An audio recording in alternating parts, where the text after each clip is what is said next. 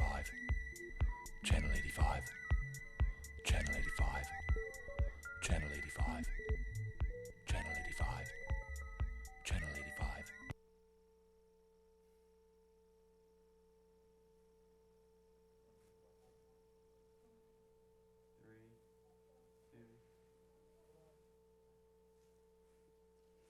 Hello, I'm Mark Dahl with Accountable Marketing.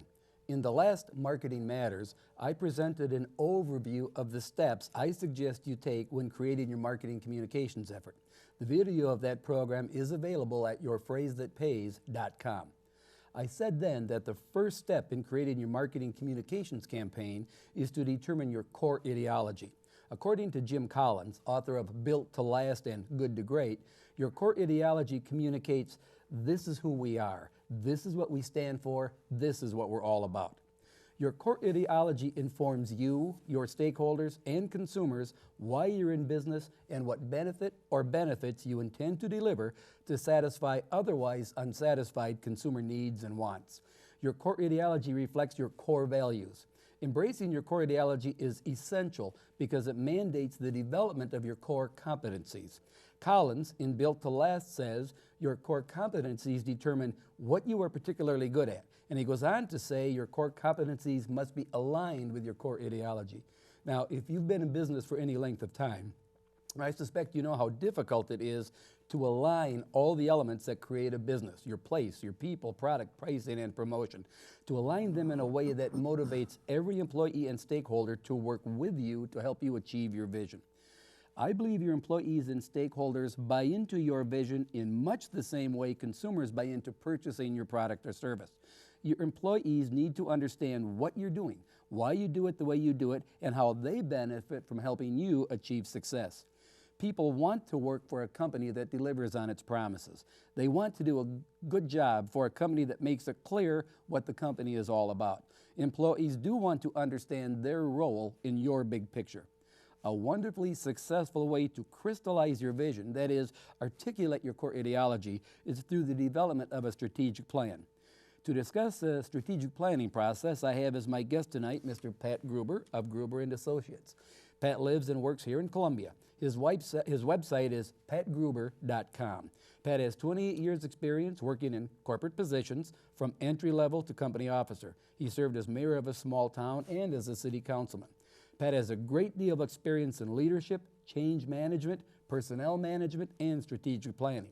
He's a certified strategic planner through Resource Associate Corporation, a leading provider of personal development and training expertise.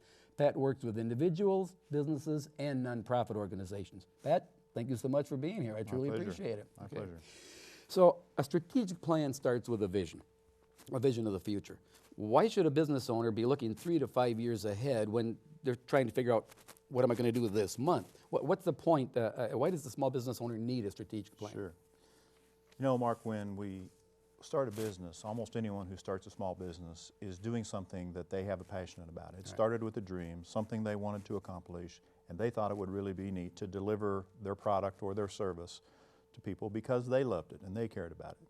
So they start their business, and all they really want to do is make their product, make their cookies, or deliver their service, or help people with whatever it is that their passion is about.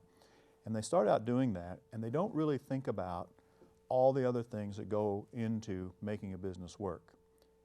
But it's not very long, as you know, before they are overwhelmed with doing just about everything except what they were really in business to do. That's exactly right. You know, they have bills to pay, they have people to hire, they have supplies to order, they have advertising to consider, they have marketing plan, they have taxes to worry about, and they have to do all these things they really don't know much about. And it's not long until they're quite frustrated over why did they get in this business in the first place.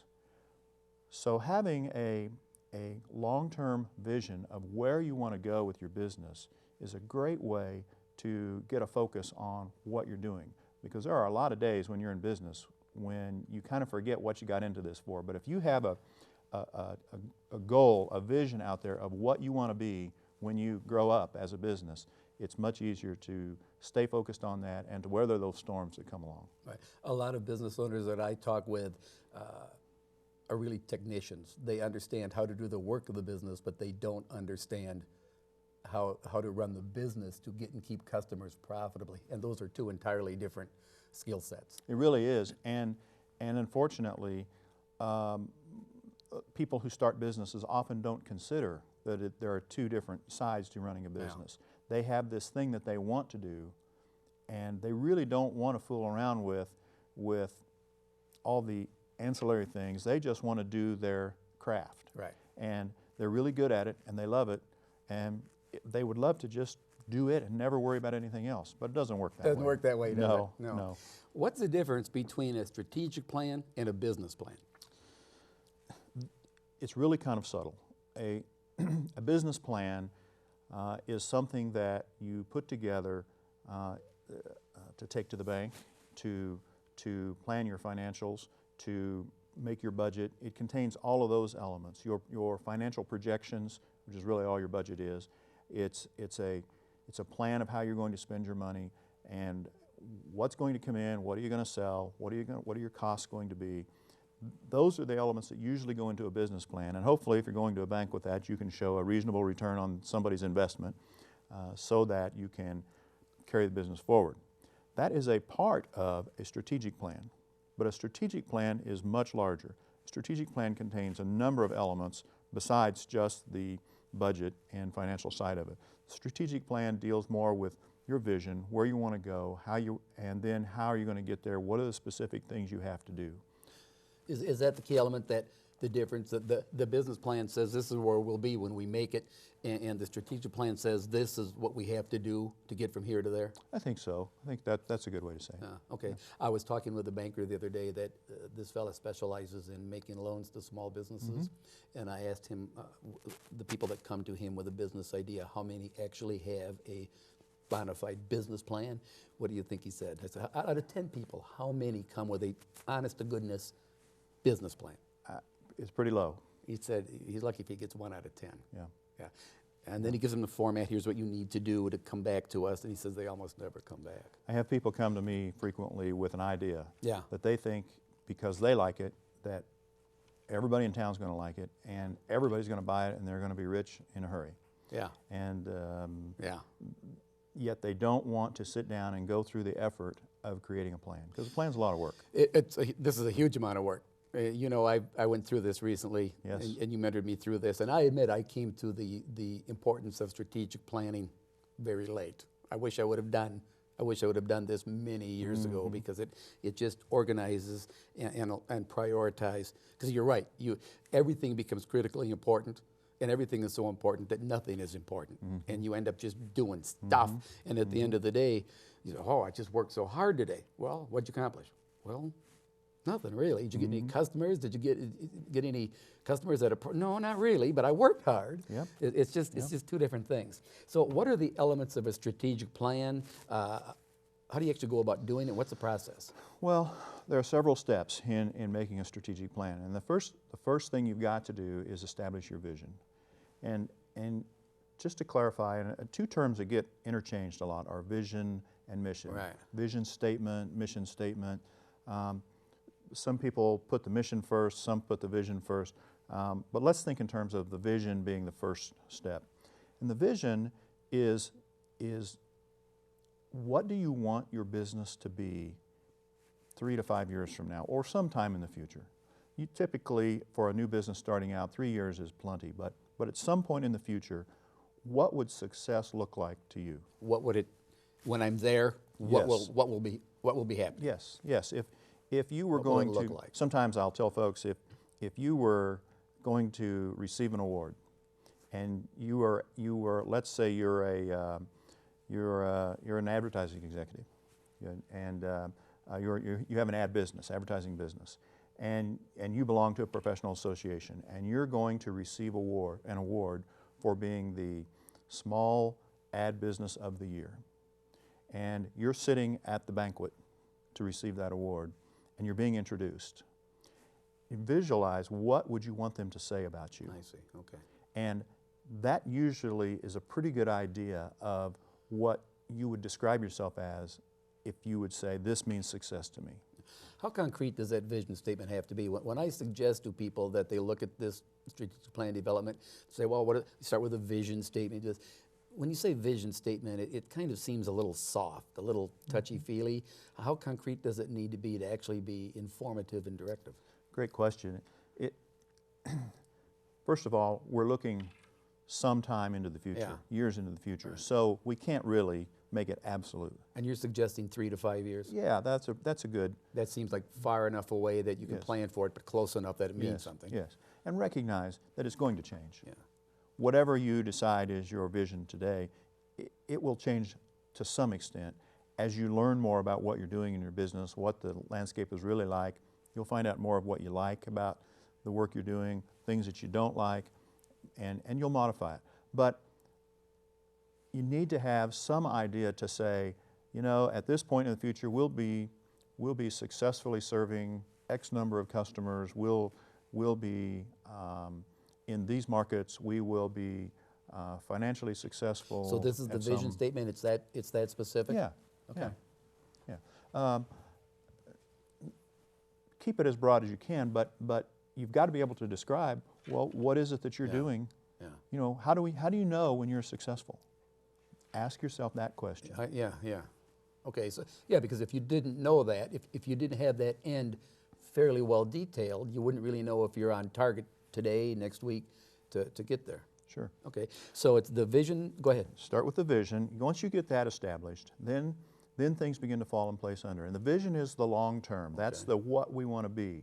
Then the next step is to establish, well, okay, how am I going to do that? And that's what we call the mission. Okay. And the mission is that even more detailed then? We're getting more detail as we go down. We're going to stair-step down to several levels of detail. Right. And the mission is, okay, what do I have to do in the next 12 to 18 months to make this vision start to happen? What are the general things that I have to do? And in order to know that, you have to really do some analysis of your environment, both internally and externally. So let's take externally first of all. You have to look around. What is your marketplace like? Who else is doing what you're doing? What is the competition like? Is there a need for your product or service? Really get an idea of what you want to do. A lot of folks have this great idea, they're going to start this business, but they don't stop and think about, does anybody even care about what I have to offer? You know, do we really need another donut shop? Yeah. You know, if there's one on every corner, or another coffee shop. Don't know, but I like coffee, so I'm gonna, you know. So you think about that. You do this external assessment. Then you do an internal assessment, and that's looking at you. What do you bring to the table? What do you have to offer? What are you really good at? What are you not so good at? What do you know how to do? What do you not know how to do? And that's all gets incorporated into something called a SWOT analysis. It's an acronym. Okay. S is for strengths. What are the things that you really do well, that you know how to do, and you can, what do you have going for you? Maybe you're the best craftsman at your trade around. That's one of the things you have going for you. Then you want to look at, well, what are limitations? And everybody has them. So it's SL. L, yes. A lot of them use SW. You're right. Could be SWOT, could be SLOT. Okay. Same thing. Okay, right. Weaknesses would be the W. Right. What are your limitations or weaknesses? What are the things that hold you back? What are the things you need to get better at? You need to learn how to do. You need to hire someone to be able to do the things that you're not so good at. And you list those. Then the O stands for opportunities. What opportunity is out there? There is someone with a need. There is that market that is not being taken care of. That's an opportunity. List all the opportunities that are there. Maybe you have access to someone who can come to work for you, and that's an opportunity. You can bring them in as part of your team. So you list those things. Then the fourth one, the T, stands for threats. And threats are things that if you don't pay attention to them, they'll put you out of business. Some of them you can't do much about, some of them you can, but you can't ignore them. You have to be aware of them. You have to know where they are and what they are. Once you have all of those things listed, then you can start thinking about, all right, I have these strengths. How can I leverage my strengths with the opportunities that are there I see. to achieve my vision? When you identify what your limitations or weaknesses are, then you think about, all right, is that something that I can ignore? Is that something I should stay away from? Or is that something that I have to get good at and I can work on a plan to improve my skill or my resources in that area? And the threats, you make a decision of, is this a serious enough threat that I shouldn't be in business? I shouldn't take this risk? Or is this a threat I can do something about? Or is it a threat that I just need to live with because I can't do anything about it, Right. but the risk of it is not so high that it will keep me from Right. going forward? So, after doing this assessment, internally and externally, then you're able to start talking intelligently about, well, what do I have to do to achieve my vision? That's my mission. What is my mission over the next year and a half? You know, the temptation is just to say, well, let's take the cookie example. I just want to, all I have to do is make great cookies. Make good cookies. Yeah, because that'll take care of it. Everybody tells me my cookies are great. I'll just go make lots of cookies. Ironically, running a business with really isn't about cookies. No, not at all. You've got to have good cookies, Yes, that's a given. but it's not about cookies. Almost everyone has good cookies. That's right. Yeah, that's right. Yeah, Yeah. yeah. So you've got to get past just doing your craft, and you've got to think about all these strengths, limitations, opportunities, threats, what's going on in your marketplace, what do you have to work with in your environment. And then you start making some goals. Stepping down a little more detail now. We've said that we have to, we've got to market our cookies. Well, okay, how would I market my cookies? Well, I need to learn about whether or not I should advertise. Right. So I go find someone who can help me with that. And setting a goal is a very specific way for each of us as human beings to focus on the things that are important to us that we need to get done. Now, is the goal what I'm going to do? Is it the action, or is that another separate thing? Well, the goal is a statement of what you're going to do. Okay. But it is supported then by an action step. Okay. What you want to do is break this down into smaller and smaller increments until there's something that you can look at on your calendar and say, this is what I need to do this week in order to achieve this goal, because by achieving this goal, I'm a step closer towards realizing my mission. And if I accomplish my mission, I'm reaching my vision. I'm en route to the vision. I think that action step, to me, that seems critical. I have clients that have strategic plans that were developed and now sit in a desk drawer, and that's where they are. And I say, well, we should get involved in a strategic plan. Well, we did that, and it didn't work, quote unquote. There doesn't seem to be a specific, what do I do today in order to make this happen? Yeah. You were talking about, we get so wound, a little bit earlier, we get so wound up in all the stuff that happens beyond making the cookies. So that's where the prioritization comes in, down there to, here's what we have to do now, here's what's most important, and then the next most important. And where does differentiation, building in, making your cookies different than their cookies? What's the differentiation? I'm always talking to my clients about, if your cookies are commodities, if they're just like their cookies, we've got trouble. Why buy your cookies from there? And that may be an unfair question to ask you. It's more of a marketing and advertising question than this. But isn't this somewhere in this process where you start thinking about that? Sure. Perhaps one of your goals that you realize is you've got to market your product. Right. You've got to figure out, how do I convince people that my cookies are the ones to buy? Right. So you set a goal to develop a marketing plan to sell your cookies, to market your cookies, because you do have to accept the fact that your cookies are probably, while they're great, they're probably not enough better than the next guy's cookies that people are going to just flock to you. Yeah, that the cookies all by themselves isn't going to make it happen. Right. So maybe you set a goal to say, I'm going to market my cookies to a certain segment of the population. Okay. So then you create action steps of, in other words, how do I do that? What's in my way? What obstacles do I have to overcome to be able to achieve this goal of marketing? Well, maybe one of them is, I don't really know anything about marketing. Well, what could I do? Well, I guess I could call Mark Dahl and let him counsel me. Well, that might work, you know. I would recommend that. You would. I thought you might.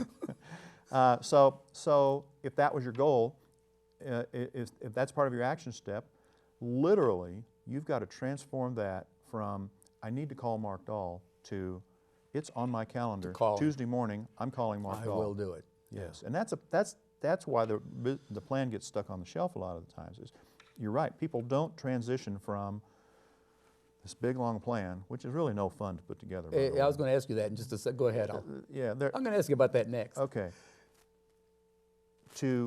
I often ask my clients, where will this goal show up in your life? And often I get a blank look, like, huh, what do you mean? I say, well, how would I know that this is a goal of yours and this is something you're going to do? Yeah. And eventually we talk through it and it's like, oh, I guess I could put it on my calendar. Yeah. We're taking a very large, almost insurmountable project and breaking it down to, all I have to do is call somebody. Yeah, do this, then do. So instead of, I've got to do all of this, it's, I have to do this specific thing. And I will tell you from a personal perspective, I was one of those that everything was so important, nothing was prioritized. Sure. And this process, going through this process, it did crystallize for me, there are things you have to do. Mm-hmm. And so I really have two questions now that has generated from what you just said. And the first is, you said the process isn't simple. And I think that's true.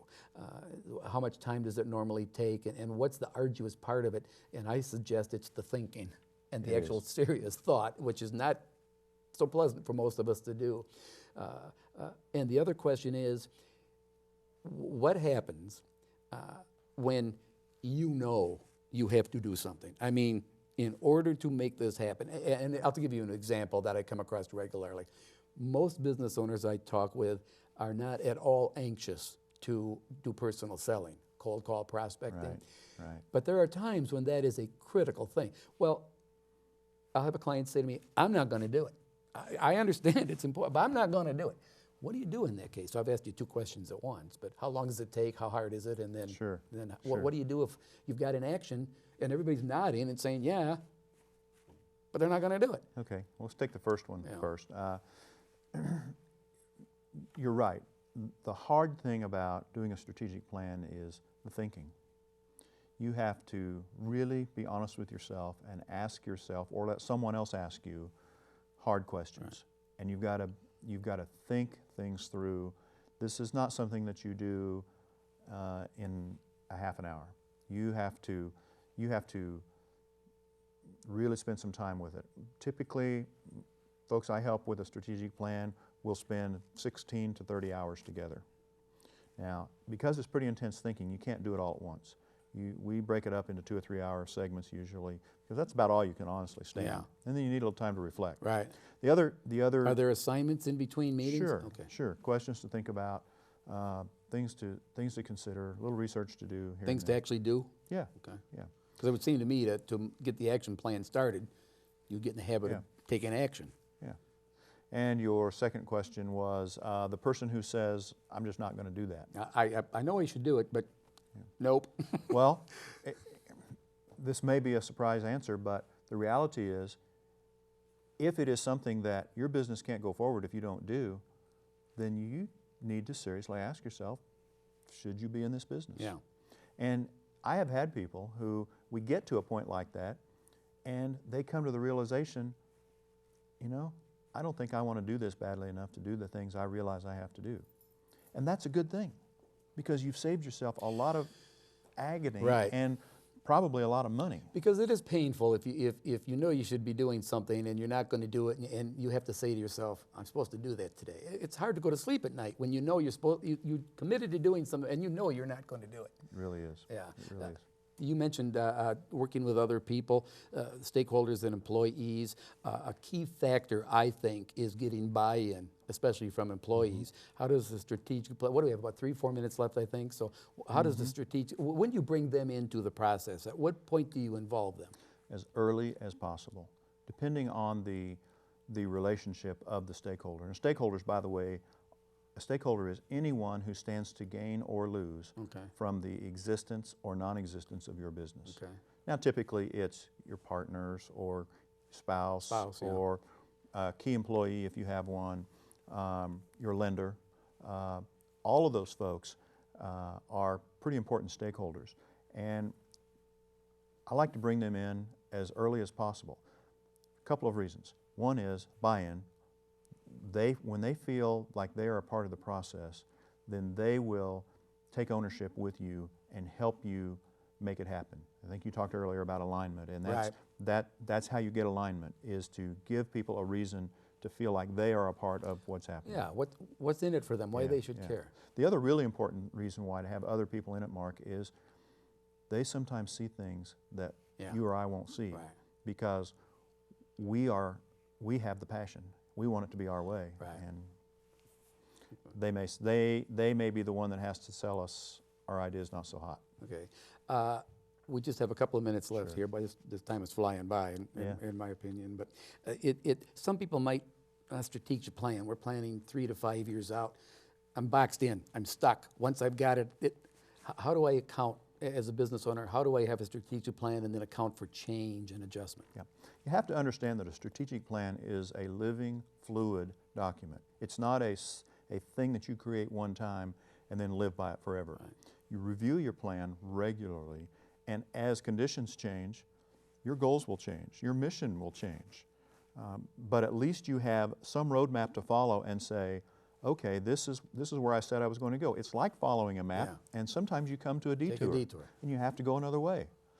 And that's the way you keep your plan fresh. Review it quarterly, maybe twice a year, and once a year do a major overhaul of it. Is this still where we're going? Is this still what I care about? And if so, great. If not, let's take another direction. Well, this has been fabulous. I have so many more questions here I'd like to ask, but they're telling me I'm getting pretty close to out of time. Thank you for watching, and look for the next Marketing Matters, theoretically in March. Thank you very much. Thank you. It was very helpful. I enjoyed it very much. My pleasure. Thank you. Thank you much. Channel 85. Channel 85. Channel 85. Channel 85. Channel 85.